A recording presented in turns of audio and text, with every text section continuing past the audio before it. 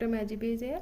आज हम बात करने चलेंगे अनीमिया के बारे में कि अनीमिया होता क्या है। जब मेरे पास पेशेंट आते हैं तो वो ज़्यादा कंप्लेन करते हैं कि मैम हमको खून की कमी है, और जब हम उनका सीबीसी कराते हैं तो वाकई उनका जो होता है हीमोग्लोबिन कम आता है 7-8।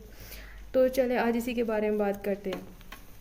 अनीमिया क्या होता है, उसके साइन सिम्टम क्या होते हैं, कॉजेज़ क्या होता है, डायग्नोज क्या होता है, ट्रीटमेंट क्या होता है।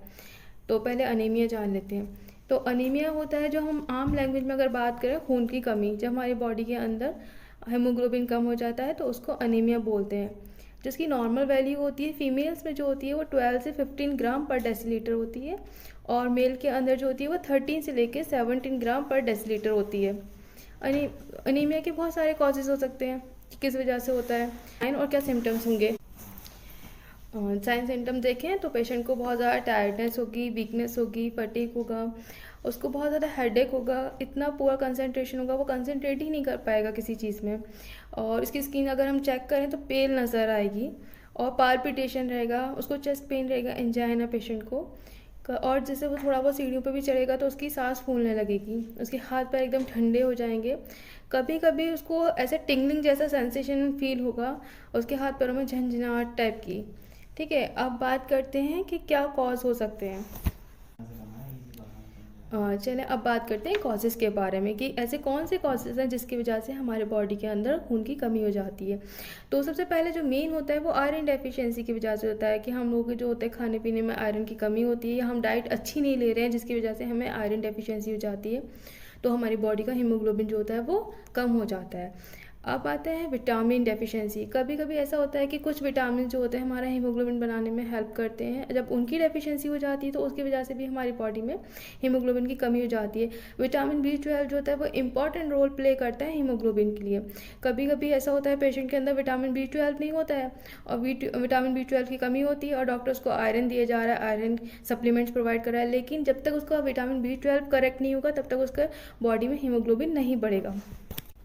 ब्लड लॉस क्या होता है, कभी कभी जैसे हैवी पीरियड्स आने की वजह से पेशेंट का ब्लड लॉस इतना होने लगता है कि वो अनीमिक हो जाता है, या कोई सर्जरी पेशेंट को हुई है जिसकी वजह से उसको अनीमिया हो जाए, या फिर कभी ऐसा होता है कि इंटरनल सोर्स ब्लीडिंग हो रही है, पेशेंट को पता ही नहीं चल रहा है, उसको ब्लीडिंग इंटरनली हो रही है और वो आ रहा है कि मैम हमको अनीमिया हो रहा है। तो पहले क्या करेंगे, उसका सोर्स चेक करेंगे कि उसको कहाँ से ब्लीडिंग हो रही है, पाइल्स वगैरह तो नहीं है। और सर्जरी अगर पेशेंट की हुई है तब उसको अनीमिया की कंडीशन रहती है। ठीक है, अब बात करते हैं इम्पेयर्ड प्रोडक्शन की, कि जब हमारे बॉडी में आरबीसीज बन रहे हैं लेकिन वो प्रोडक्शन तो हो रहा है लेकिन वो इम्पेयर्ड हो रहा है, आरबीसी सेल्स वगैरह जो। अब आता है इंक्रीज डिस्ट्रक्शन। इसमें क्या होता है कि हमारी बॉडी में जो आरबीसीज होते हैं वो डिस्ट्रक्ट होने लगते हैं, जल्दी टूटने फूटने लगते हैं। वैसे हमारी बॉडी की आरबीसीज की लाइफ स्पेन जो होती है 120 डेज़ होती है। 120 डेज़ के बाद जो होते हैं वो ख़त्म हो जाते हैं, टूटने लगते हैं। उसके बाद वो जाके स्प्लीन में जमा हो जाते हैं। स्प्लीन जो होती है वो ग्रेवयार्ड होती है। ठीक है, अब कभी ऐसा होता है कि बॉडी में कुछ ऐसी प्रॉब्लम्स आ गई जिसकी वजह से डिस्ट्रक्शन जो होता है वो 120 डेज से पहले ही हो जाता है, तो उस कंडीशन में भी अनीमिया पेशेंट को हो जाता है। तो ये सारे कॉजेज़ थे कि इन सारे कॉजेज़ की वजह से बॉडी में अनीमिया होते हैं। अब बात करते हैं कि अनीमिया कितने तरह के होते हैं।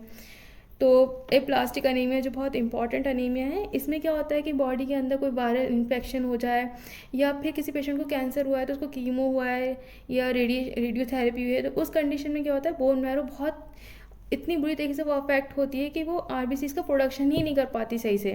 तो उस कंडीशन में प्लास्टिक अनीमिया होता है। तो उसमें अगर ट्रीटमेंट दिया जाता है पेशेंट को, मोस्टली ब्लड ट्रांसफ्यूजन होता है, क्योंकि जो सप्लीमेंट्स होते हैं वो उसमें वर्क नहीं करते सही से। अब आता है हीमोलिटिक अनीमिया। तो हीमोलिटिक अनीमिया में क्या होता है, डिस्ट्रक्शन होता है आरबीसीज का। आरबीसीज बहुत अपने टाइम से पहले ही उसमें टूटने लगते हैं और बहुत तेज़ी से टूटते हैं, बहुत फास्टली। अब आता है sickle cell anaemia. Sickle cell anaemia जो होता है वो जेनेटिक होता है, वो बच्चे को माँ बाप से आ रहा है। तो उसके लिए क्या होता है कि बच्चे का जब ये सारी कंडीशन सिकल सेल वाली अनीमिया हो जाता है तो वो इनहेरिटेड है। तो उसमें भी वही ब्लड ट्रांसफ्यूजन ही उसमें वर्क करता है। फॉलिक एसिड सप्लीमेंट दिए जाते हैं, कुछ एंटीबायोटिक वगैरह दी जाती है पेशेंट को। कहते हैं कि कौन से फ्रूट्स हम डाइट में इस्तेमाल करें जिससे हमारा हीमोग्लोबिन बढ़ जाए। तो सबसे मेन जो होता है डेट्स, खजूर। खजूर अगर आप सुबह अपने नाश्ते में डाइट में लें तो उससे हमारा हीमोग्लोबिन बहुत अच्छे से बढ़ता है। अनार है, ग्रीन लीफी वेजिटेबल्स हैं, नट्स हैं, और जिसकी गोश्त है। सी फूड्स में अगर बात की जाए तो फ्रेश टूना है। कैल्शियम रिच फूड लें जिसकी चीज़ है, योगर्ट है, मिल्क है, ये सब लेना चाहिए डाइट में। उसके अलावा जैसे सनफ्लावर सीड्स हैं, बेसिल सीड्स हैं, पम्पकिन सीड्स हैं, ये सब अपनी डाइट में इंक्रीज़ करें, तो जो अब थोड़ा बहुत भी हीमोग्लोबिन कम होता है वो ठीक हो जाता है। और फिर सब डायग्नोज कराइए, ट्रीटमेंट कराइए, डॉक्टर के पास जाइए अगर इसके बाद भी आपका हीमोग्लोबिन